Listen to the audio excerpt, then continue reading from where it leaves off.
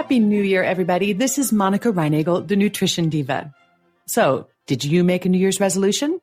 Well, if you did, you're in good company.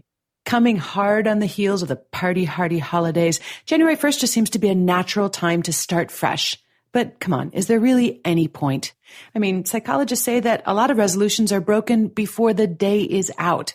And the fact that we seem to make the same resolutions year after year suggests that few of them stick. But look, even if you broke last year's or every year's resolutions, this year can be different. I have some tips for how to turn your resolutions into realities. Today, I want to share with you a fantastic podcast from my team at Macmillan. It's called Knowing. On each season of Knowing, host Christy Westgard will take you for an inside look at an iconic entertainer. The first season is all about Robin Williams. In this short 8-episode audio biography, you'll hear never-before-heard interviews from people who worked with Robin and knew him best. And you'll hear from comedians like Gilbert Gottfried and Chris Gethard about how Robin inspired them to push the boundaries of comedy. Listen to the full first season now. Just search for Knowing, Robin Williams on your favorite podcast app. The first step towards keeping this year's New Year's resolution is to pick your resolution carefully. So what makes a good resolution? Well, number one, you want to make them as specific as possible.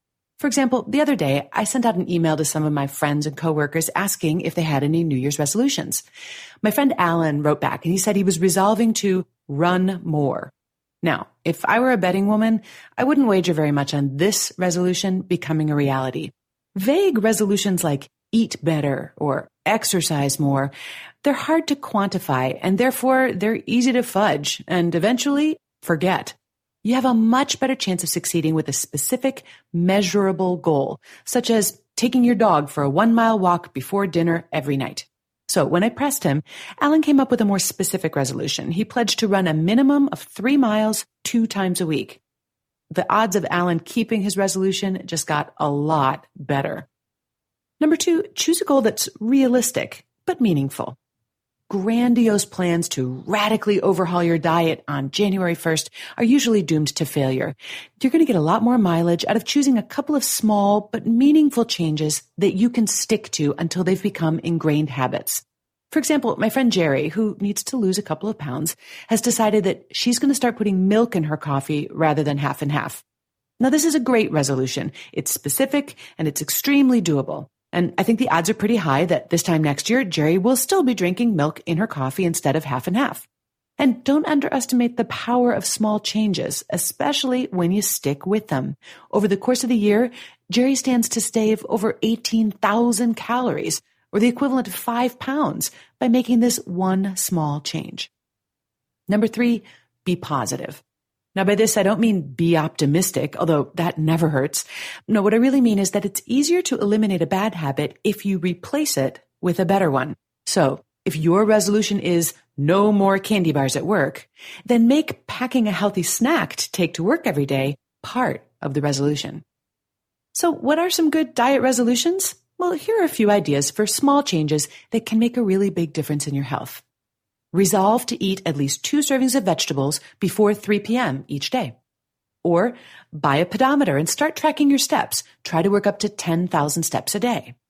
Or resolve to eat fish at least once every week. Or how about making the TV room a no-food zone? You could switch to a higher fiber cereal. Or pack your own lunch at least twice a week. Now, once you've settled on 1 or 2 good resolutions, here are 4 tips that can help you turn them into reality.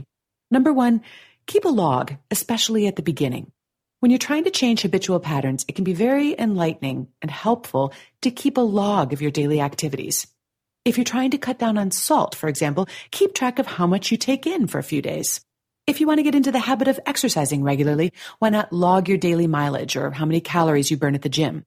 Or if you're trying to stop out-of-control spending, it can be helpful to write down everything you spend for a couple of weeks. Now, if you have a smartphone, there are all kinds of mobile apps that can make this fun and easy. And if you don't, you'll find lots of handy tools on the web, but a pad and pencil work great too. Number 2, stay focused on your actions, not your progress. According to researchers at Yale University, the trick to sticking to your resolutions is to stay focused on your commitment to a certain course of action, like eating healthier or spending less or exercising more, and don't pay too much attention to your results or your progress towards a specific goal. Number 3, find a support network. Research also shows that support and encouragement from people with the same goals is a big help. Now, a lot of you have already tapped into the community on my Nutrition Diva Facebook page. It's a great place to interact with people who are interested in eating healthy. Family, friends, neighbors, and coworkers are other potential support networks. And number 4, go on record.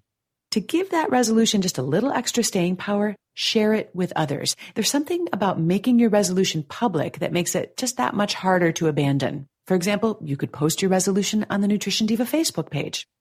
And if you want to up the ante just a little bit more, there's a website called stick.com where you not only make your resolution public, you actually stake it with cold, hard cash. If you fail to stick to your resolution, your money goes to a worthy cause that you designate beforehand. Check the show notes for a link to stick.com. If you've been listening to the show for a while, you probably already know that I'm part of a network called Quick and Dirty Tips.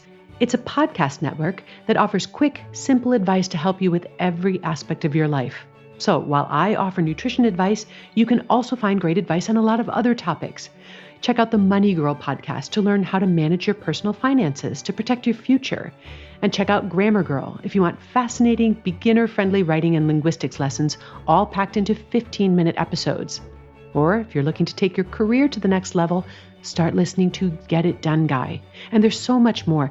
Check out everything Quick and Dirty Tips has to offer. Visit quickanddirtytips.com/podcasts to find your new favorite show.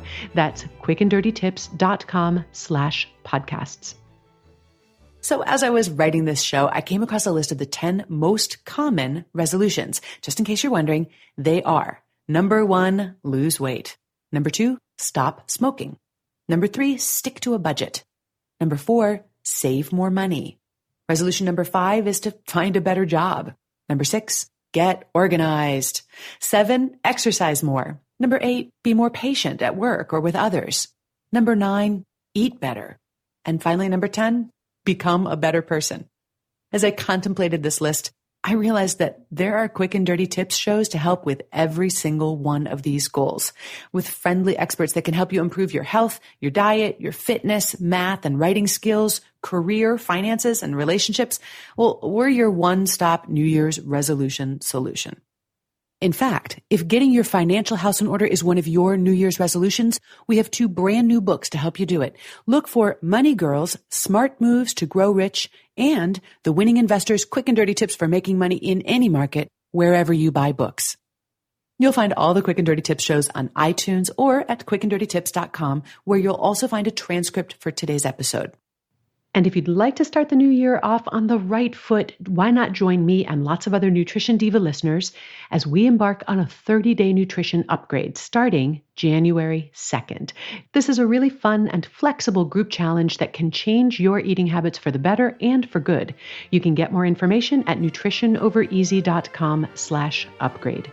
Our show is produced by Nathan Sems, edited by Karen Hertzberg, and our team at Macmillan Audio also includes Morgan Ratner, Michelle Margulis, Kate Hines, Emily Miller, and our director, Kathy Doyle.